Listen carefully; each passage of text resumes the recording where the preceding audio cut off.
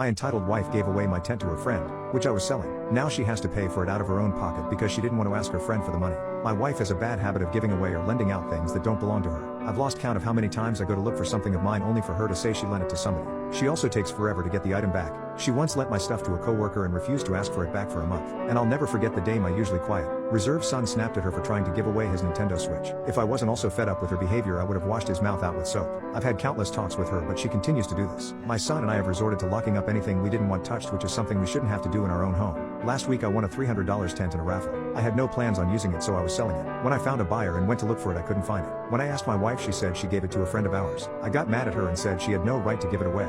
Her defense was, since I didn't spend money on it and was I planning on using it, it made sense to give it away for free. I told her that wasn't her decision to make, but she just kept repeating herself. I had enough of this and said she was either going to pay me herself or get the money from who she gave it, and if she didn't, I'd get law enforcement involved. Since she'd rather die than ask a friend for money, she paid me out of her own pocket. This issue eventually